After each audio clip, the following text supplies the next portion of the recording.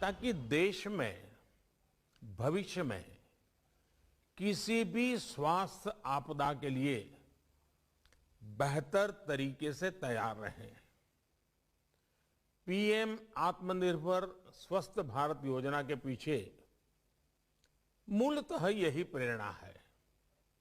इस योजना के तहत रिसर्च से लेकर टेस्टिंग और ट्रीटमेंट तक देश में ही एक आधुनिक इकोसिस्टम विकसित करना तय किया गया है। पीएम आत्मनिर्भर स्वस्थ भारत योजना हर स्पेक्ट्रम में हमारी क्षमताओं में वृद्धि करेगी। 15वें वित्त आयोग इसकी सिफारिशें स्वीकार करने के बाद हमारी जो लोकल बॉडीज हैं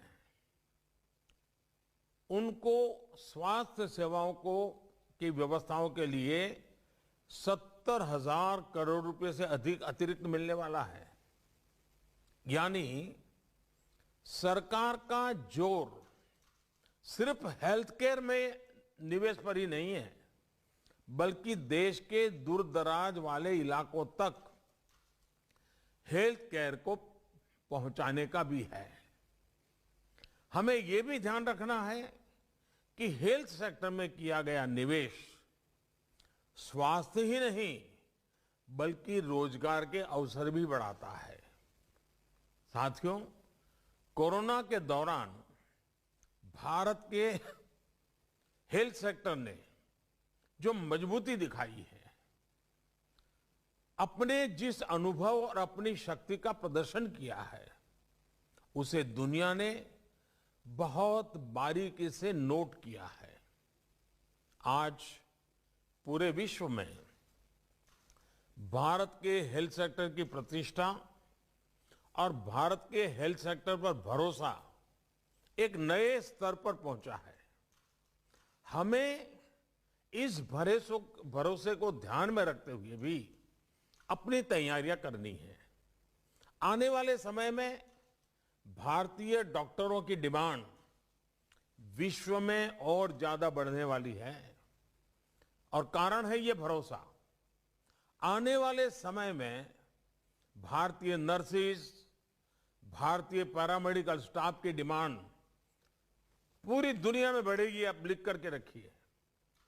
इस दौरान भारतीय दवाइयां और भारतीय वैक्सीनों ने एक नया भरोसा हासिल किया है।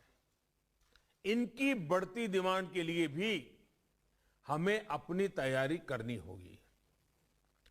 हमारे मेडिकल एजुकेशन सिस्टम पर भी स्वाभाविक रूप से लोगों का ध्यान जाएगा, उस पर भरोसा बढ़ेगा। आने वाले दिनों में दुनिया के और देशों से भी मेडिकल एजुकेशन के लिए भारत में पढ़ाई करने के लिए विद्यार्थियों के आने की संभावना भी बढ़ने वाली है और हमें इसे प्रोत्साहित भी करना चाहिए। कोरोना के दौरान हमने वेंटिलेटर और अन्य सामान बनाने में जो महारत हासिल कर ली है, इसकी वैश्विक डिमांड पूरी करने के लिए भी भारत को तेजी से काम करना होगा।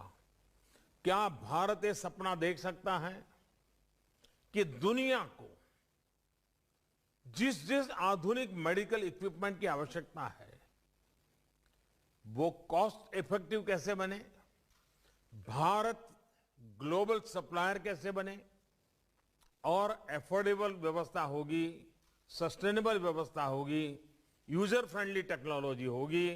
मैं पक्का मानता हूं दुनिया की नजर भारत की तरफ जाएगी और हेल्थ सेक्टर में जरूर जाएगी।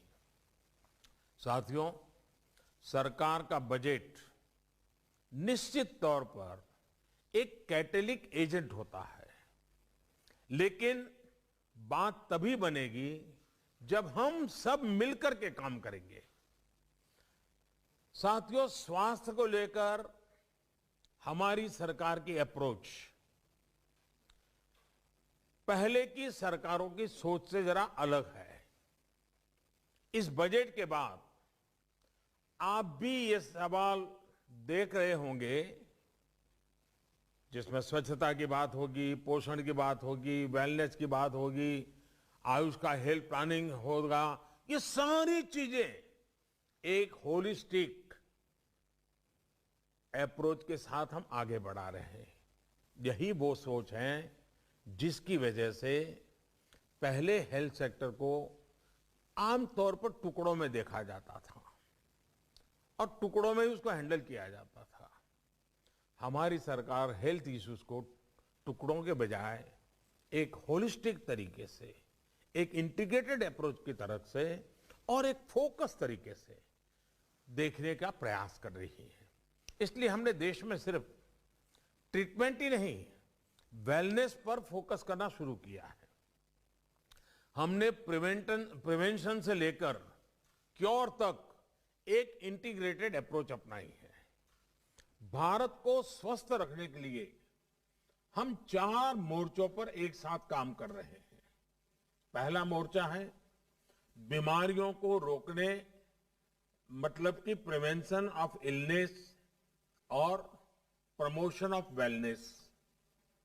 स्वच्छ भारत अभियान हो, योग पर फोकस हो, पोषण से लेकर गर्भवती महिलाओं और बच्चों को समय पर सही केयर और ट्रीटमेंट हो, शुद्ध पीने का पानी पहुंचाने का प्रयास हो, ऐसे हर उपाय इसका हिस्सा है।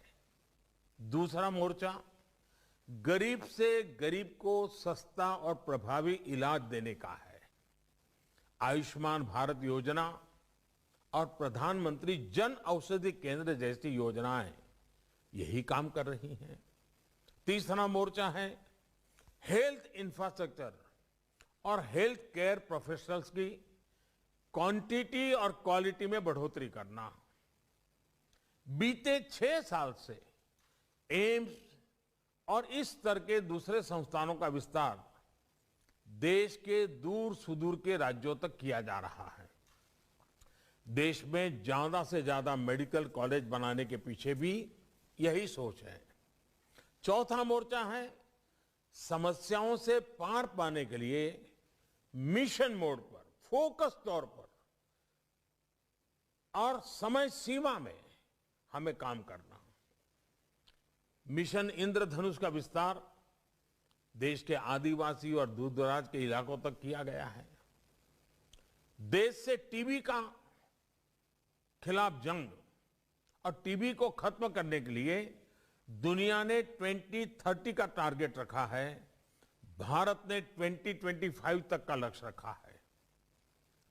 और मैं चाहूंगा कि टीबी की तरफ से इस समय विशेष ध्यान इसलिए देने के लिए मैं कहूंगा कि टीबी भी एक प्रकार से इन्फेक्टेड पर्सन के ड्रॉपलेट से ही फैलती है।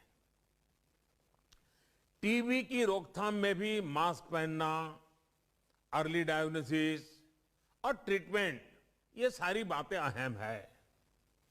ऐसे में कोरोना काल में जो हमें अनुभव मिला है, जो एक प्रकार से हिंदुस्तान के कॉमन मैन तक पहुंच चुका है, अब उसी हमारी प्रैक्टिसेस को हम टीबी के क्षेत्र में भी उसी मोड में काम करेंगे तो टीबी से जो हमें लड़ाई लड़नी है बहुत आसानी से हम जीत सकते हैं।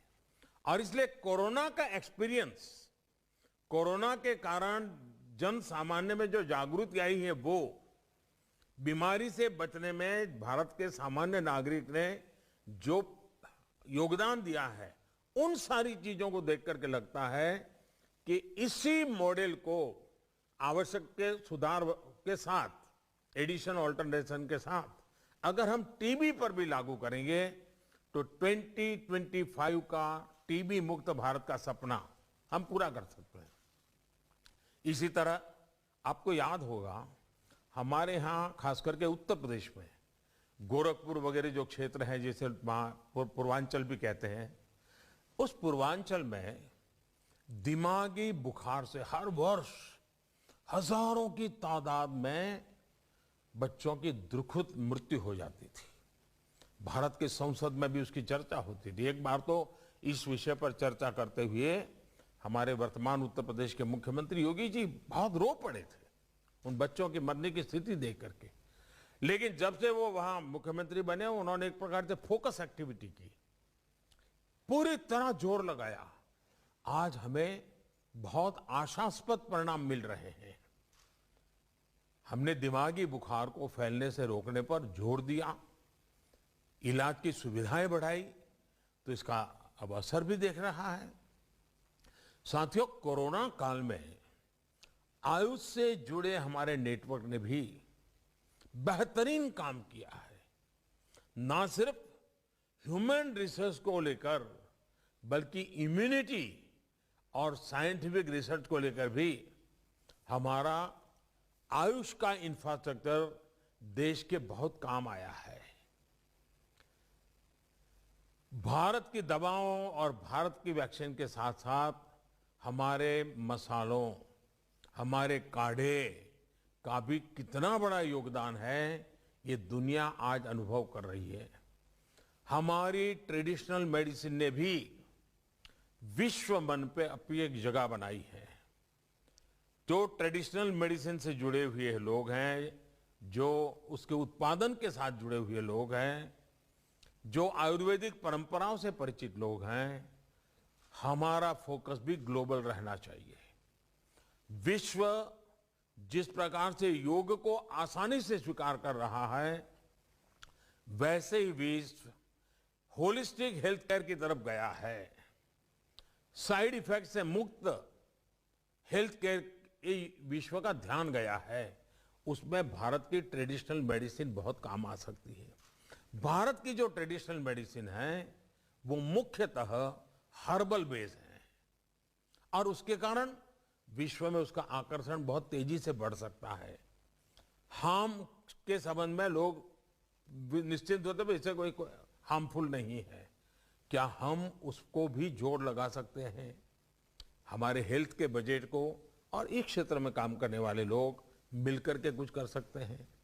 कोरोना के दौरान हमारी परंपरागत औषधियों की ताकत देखने के बाद हमारे लिए खुशी का विषय है। और आयुर्वेद में, ट्रेडिशनल मेडिसिन में विश्वास करने वाले भी सही, और उसमें उससे अलग हमारे मेडिकल प्रोफेशन जुड़े हुए लोगों के लिए गर्व की बात है कि विश्व स्वास्थ्य सेंटर WHO भारत में अपना global centre of traditional medicine भी शुरू करने जा रहा है। ऑलरेडी उन्होंने अनाउंसमेंट कर दिया है। भारत सरकार उसकी प्रक्रिया भी कर रही है। ये जो मान सम्मान मिला है, इसको हमें दुनिया तक अब पहुंचाना हमारा दायित्व बनता है। साथियों, एक्सेसिबिलिटी और एफोर्डेबिलिटी को अब नेक्स्ट लेवल पर ले जाने का समय है और इसलिए अब हेल्थ सेक्टर में आधुनिक टेक्नोलॉजी का उपयोग बढ़ाया जा रहा है। डिजिटल हेल्थ मिशन देश के सामान्य नागरिकों को समय पर सुविधा के अनुसार प्रभावी इलाज देने में बहुत मदद करेगा। साथियों, बीते सालों की एक और अप्रोच को बदलने का काम तेजी से किया गया है। ये बदलाव आत्मनिर्भर भारत के लिए बहुत जरूरी है। आज हम फार्मेसी ऑफ द वर्ल्ड इस बात पर गर्व करते हैं, लेकिन आज भी कई बातों के लिए जो रॉ मटेरियल है उस पर हम विदेशों पर निर्भर हैं।